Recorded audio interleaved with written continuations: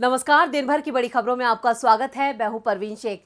इस बुलेटिन में आज बात होगी बीजेपी सरकार को सुप्रीम कोर्ट की फटकार की, कांग्रेस में बंद हुए पीके के अध्याय की, जानेंगे कैसे पकड़ा गया महाराष्ट्र की सांसद नवनीत राणा का झूठ, मोदी सरकार के लिए राहुल गांधी ने दिया क्या नारा, बात करेंगे गुजरात में बीजेपी सरकार के खिलाफ कांग्रेस की रणनीति की, अमेरिकी रिपोर्ट में मोदी सरकार पर उठे सवालों की और बुलेटिन के आखिर में बात ट्विटर के मालिकाना हक में हुए बदलाव की।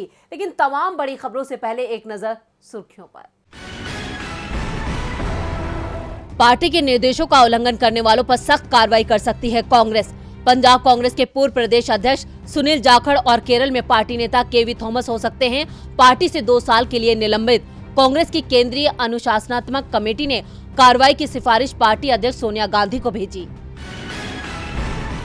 गुजरात के विधायक जिग्नेश मेवानी को नहीं मिली जमानत, 5 दिन के लिए भेजे गए पुलिस कस्टडी में। मेवानी पर लगा है पुलिस अधिकारियों से दुर्व्यवहार का आरोप।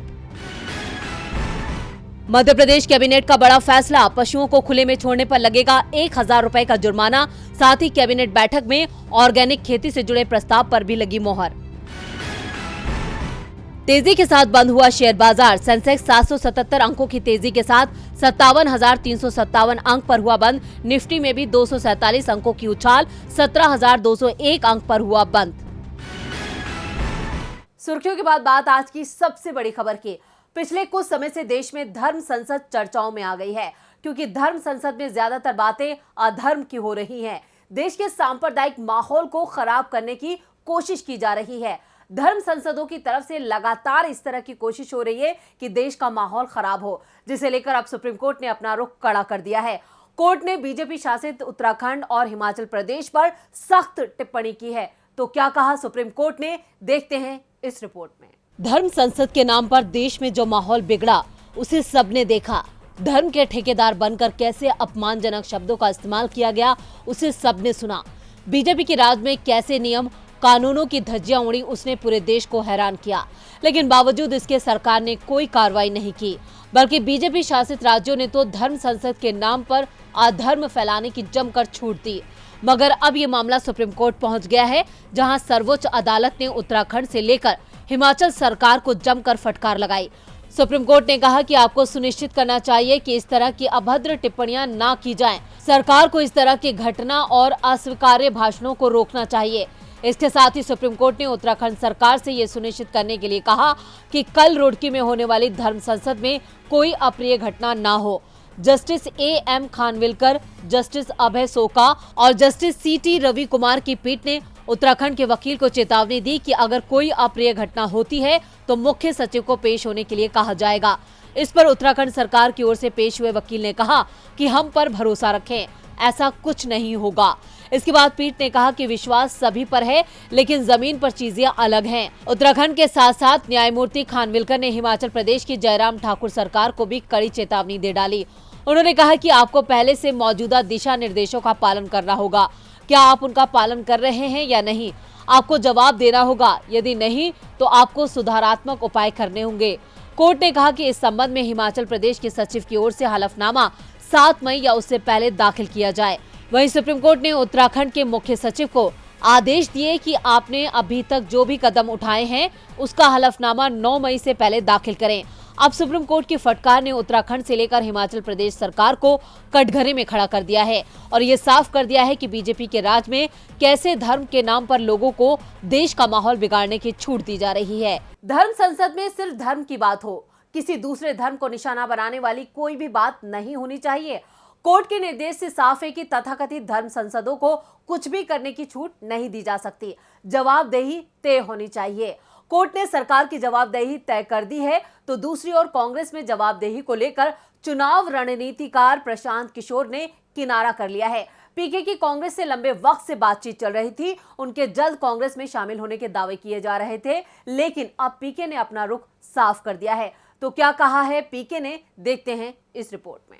लंबे समय से चुनाव रणनीतिकार प्रशांत किशोर और कांग्रेस के बीच बातचीत चल रही थी। पीके के कांग्रेस में शामिल होने की चर्चाएं हो रही थी, लेकिन इसके लिए पीके ने कई शर्तें कांग्रेस पार्टी के सामने रख दी थी, जिसमें उन्होंने साफ कर दिया था कि पार्टी में उनकी जवाबदेही क्या होगी, उन्हें क्या अधिकार मिलने चाहिए। दूसरी ओर कांग्रेस को पीके की कुछ शर्तों को लेकर परेशानी थी। पार्टी की ओर से बीते दिन से ही ये संकेत मिलने लगे थे कि पीके से उन्हें कोई परेशानी नहीं है। कांग्रेस उनके पार्टी में शामिल होने का स्वागत करेगी, लेकिन उनकी सभी शर्तों को स्वीकार नहीं करेगी। शर्तों को लेकर ही पेच फंस गया था, जिसके बाद अब प्रशांत किशोर की ओर से साफ कर दिया गया है कि वो कांग्रेस के साथ काम नहीं कर पाएंगे और न ही कांग्रेस में शामिल हो पाएंगे। जी हां, पीके ने कांग्रेस के साथ काम करने से मना कर दिया है। पीके और कांग्रेस की डील टूटने की खबर कांग्रेस की तरफ से दी गई है। कांग्रेस प्रवक्ता रणदीप सुरजेवाला ने कहा कि प्रशांत किशोर की ओर से कांग्रेस में शामिल होने की बात से इनकार कर दिया गया है। सुरजेवाला ने ट्वीट किया, कांग्रेस अध्यक्ष ने एक एम्पावर्ड एक्शन ग्रुप 2024 का गठन किया और प्रशांत किशोर को जिम्मेदारी देते हुए ग्रुप में शामिल होने के लिए आमंत्रित किया, लेकिन उन्होंने मना कर दिया। हम पार्टी को दिए गए उनके प्रयासों और सुझावों की सराहना करते हैं। इससे पहले कांग्रेस की अध्यक्ष सोनिया गांधी ने पीके की प्रेजेंटेशन और उनके पार्टी में शामिल करने पर विचार करने के लिए एक कमेटी का गठन किया था। इस कमेटी ने सोनिया गांधी को अपनी रिपोर्ट सौंप दी थी। कमेटी ने अपनी रिपोर्ट में कहा था कि कांग्रेस में शामिल होने के बाद प्रशांत किशोर को बाकी सभी राजनीतिक दलों से दूरी बनानी होगी, उन्हें पूरी तरह कांग्रेस के लिए समर्पित होना होगा। लेकिन अब पीके ने कांग्रेस के प्रस्ताव को अस्वीकार कर दिया। पीके ने ट्वीट किया, मैंने कांग्रेस का ईएजी के रूप में पार्टी ज्वाइन करने और चुनावों की जिम्मेदारी लेने का ऑफर ठुकरा दिया है। मेरी राय में पार्टी को जितनी मेरी जरूरत है, उससे ज्यादा उसे नेतृत्व और सुधारों के जरिए ढांचागत समस्याओं को दूर करने के लिए सामूहिक इच्छा शक्ति की जरूरत है। कांग्रेस ने पीके की शर्त नहीं मानी तो अब पीके दावा कर रहे हैं कि कांग्रेस को उनकी नहीं बल्कि पार्टी को नेतृत्व करने वाले नेता की जरूरत है। मानो पार्टी के पास नेतृत्व करता ही नहीं हो। पीके कुछ भी बोलने को आजाद हैं, लेकिन जो सच्चाई है वो जल्द ही सामने आ जाती है। जैसा अमरावती की सांसद का झूठ ज्यादा देर तक नहीं टिक पाया। नवनीत राणा ने पुलिस पर गंभीर आरोप लगा दिए थे, लेकिन मुंबई पुलिस ने सच्चाई सभी के सामने रख दी। तो क्या थे नवनीत राणा के आरोप, देखते हैं इस रिपोर्ट में। पंजाबी एक्ट्रेस और अमरावती से सांसद नवनीत राणा की मुश्किलें फिलहाल कम होती नजर नहीं आ रही हैं। नवनीत राणा और उनके पति रवि राणा को अभी जेल में ही रहना होगा। वैसे जेल से बचने के लिए सांसद नवनीत राणा ने एक चाल चली थी, जो उन पर ही उल्टी पड़ गई है। आपको बता दें कि सांसद नवनीत राणा ने जेल में पुलिस अधिकारियों पर दुर्व्यवहार और भेदभाव का आरोप लगाया था। उन्होंने रविवार को लोकसभा अध्यक्ष ओम बिरला को खत लिखकर मुंबई पुलिस पर गंभीर आरोप लगाए थे। उन्होंने कहा कि नीची जाति का बोलकर उन्हें पानी नहीं पीने दिया गया और बाथरूम इस्तेमाल करने से रोक दिया गया। अब मुंबई पुलिस कमिश्नर संजय पांडे ने एक वीडियो शेयर किया है, जिसमें देखा जा सकता है कि नवनीत राणा और उनके पति विधायक रवि राणा खार पुलिस स्टेशन में बैठकर चाय पी रहे हैं। पुलिस कमिश्नर ने ये वीडियो शेयर करते हुए लिखा, क्या मुझे कुछ और कहने की जरूरत है? सांसद नवनीत राणा और उनके पति रवि राणा के खिलाफ सेक्शन 353 के तहत केस दर्ज किया गया था। इसके बाद कोर्ट ने उन्हें 14 दिन की न्यायिक हिरासत में भेज दिया था। सोमवार को नवनीत राणा ने लोकसभा स्पीकर को खत लिखा था और दावा किया था कि जेल में उनके साथ भेदभाव होता है। उन्होंने लिखा, मैं रात में बार बार पीने के लिए पानी मांगती रही, लेकिन मुझे पानी नहीं दिया गया। मैं तब चौंक गई जब पुलिसकर्मी ने कहा कि मैं अनुसूचित जाति से हूं, इसलिए उन्हें अपने गिलास में पानी नहीं दे सकते। नवनीत राणा के आरोपों पर मुंबई के पुलिस कमिश्नर ने वीडियो शेयर करके दूध का दूध और पानी का पानी कर दिया है। अब नवनीत राणा अपने खत और झूठ को लेकर खुद ही फंस गई हैं। मुंबई पुलिस ने सीसीटीवी वीडियो फुटेज दिखाकर साफ कर दिया कि नवनीत का दावा झूठा है। दावे बीजेपी और पीएम मोदी ने भी बहुत बड़े बड़े किए थे। 2014 के लोकसभा चुनावों के वक्त रोजगार को लेकर बड़े बड़े दावे किए गए थे, लेकिन बीजेपी की केंद्र में सरकार तो बनी, रोजगार देने के नाम पर लोगों से रोजगार छीन लिया गया। इसे लेकर राहुल गांधी ने केंद्र सरकार पर निशाना साधा है। कांग्रेस के पूर्व अध्यक्ष राहुल गांधी ने आज बेरोजगारी के मुद्दे पर एक बार फिर मोदी सरकार पर निशाना साधा है। उन्होंने ट्वीट कर कहा, न्यू इंडिया का न्यू नारा, हर घर बेरोजगारी, घर घर बेरोजगारी। 75 सालों में मोदी जी देश के पहले ऐसे प्रधानमंत्री हैं जिनके मास्टर स्ट्रोक से 45 करोड़ से ज्यादा लोग नौकरी पाने की उम्मीद ही छोड़ चुके हैं। अपने ट्वीट के साथ राहुल गांधी ने एक रिपोर्ट का स्क्रीनशॉट भी शेयर किया है। बताया गया है कि पिछले 5 सालों में 2.1 करोड़ नौकरियां घटी हैं। इस रिपोर्ट में चौंकाने वाली बात यह है कि देश में 45 करोड़ ऐसे लोग हैं जिन्होंने नौकरी की तलाश ही छोड़ दी है।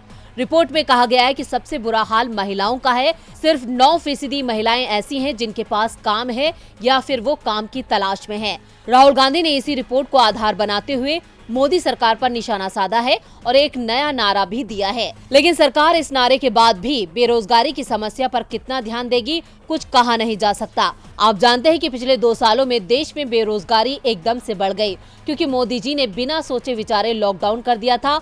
उस झटके से लोग अब तक उबर नहीं पाए हैं और अब तो रोजगार की आस भी खत्म होती जा रही है। वैसे इससे पहले बिहार में नेता प्रतिपक्ष तेजस्वी यादव ने भी अमित शाह को महंगाई और बेरोजगारी पर घेरा था। उन्होंने आरा में वीर बाबू कुंवर सिंह के विजय उत्सव में शामिल होने आए गृह मंत्री अमित शाह से पूछा था कि गृह मंत्री ने वीर कुंवर सिंह विजय उत्सव के कार्यक्रम में बेरोजगारी और महंगाई जैसे मुद्दों पर अपनी बात क्यों नहीं रखी। अब राहुल और तेजस्वी ने अपने अपने तरीके से मोदी और शाह को घेरा है, मगर क्या उनके घेराव का असर होगा, ये देखना दिलचस्प होगा।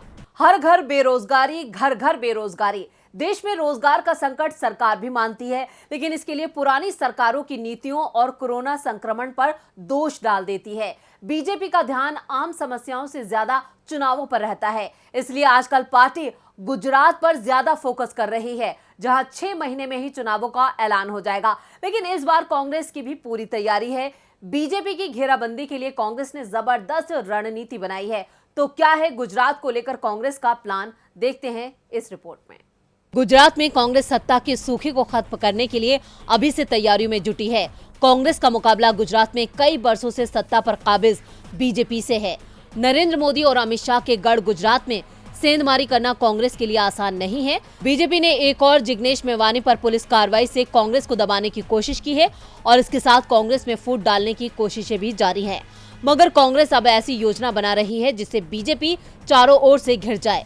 कांग्रेस गुजरात में भाजपा की असफलताएं गिनाने के लिए चार्जशीट जारी करने जा रही है।